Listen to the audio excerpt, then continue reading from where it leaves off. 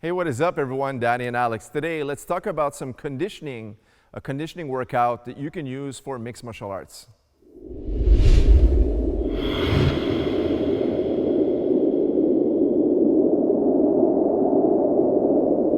All right, so today I'm going to show you guys, there's so many workouts that we like to use.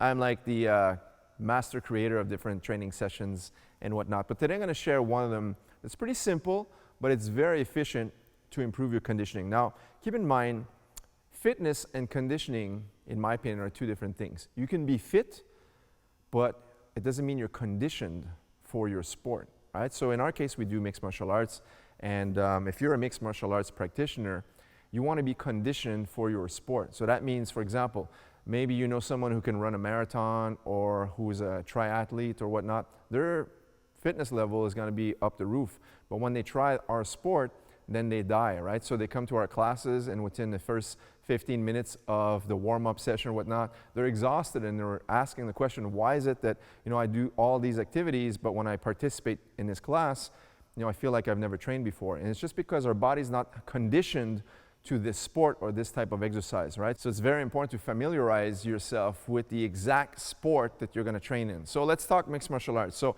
today we're going to show you one that's incorporating some sprawls, which is a takedown defense, and using your boxing, all right? So Alex is going to do a quick demo of the first set. If you're a beginner level, how you should be practicing. This is a good way to do it to improve your conditioning levels, your cardiovascular system, as well as, that level of improving your technique in the aspect of how you're going to use them, which is in the cage, for example, all right? So he's going to go into one sprawl, and that is the takedown defense. Pop back up to his feet into his fighting stance, and he's going to throw a 1 or 2 punch combination, right? So it could be as simple as a jab, for example. Pops up, a jab, or a 1-2 for a 2-punch combo, anything you want, right? So one sprawl into the 1 or 2 punch combo.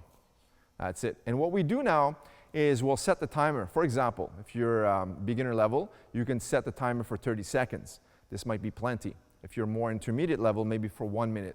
If you're more advanced now, you want to push the pace and go a little bit further, so maybe double that up and go non-stop for 2 minutes. Now, some of you might be sitting at home and say 2 minutes, that's nothing, right? But you won't be able to push the pace for longer periods of time. So 2 minutes, but I'm talking 2 minutes of non-stop action, not 2 minutes of walking around, looking at the time and whatnot, right? 2 minutes of 100% focus and 100% non-stop action. So we're going to do a small, let's say 10-second segment.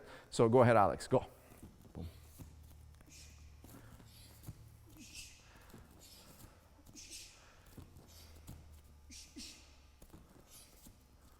Beautiful.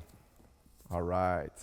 And this, we would try to keep that pace for as much as possible at that intensity for the whole duration of 120 seconds. So once you get about the midpoint, it's going to get very, very tiring. Like I said, if you're a beginner, use these for 30 seconds, and intermediate, maybe push it to 45 to 60 seconds. If you're more advanced, now push that pace for 60 seconds. And what we'll do is take 30 seconds or even up to a minute. Sometimes you can even take up to 2 minutes if you're just starting out and incorporating these types of training sessions. Now, the second thing we're going to show is we're going to do our sprawl once again. But once we come back up, we're going to shoot with a 3 or 4 punch combo. And that usually is the second time out. So we'll do, let's say, 2 or 3 rounds. And on the second round, we'll incorporate something a little bit more challenging, such as what you'll see next. Okay, so same function, but now more punches. So go ahead, Alex. Quick demo. Sprawl into a 3 punch. Boom, boom, boom. And now into a 4 punch.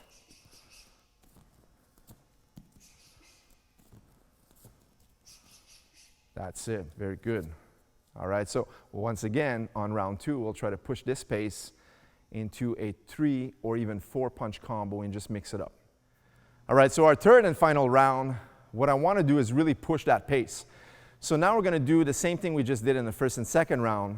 And keep in mind, you've just done intensely those 2 first rounds, so your body's exhausted at this point, but you got to push for that final round.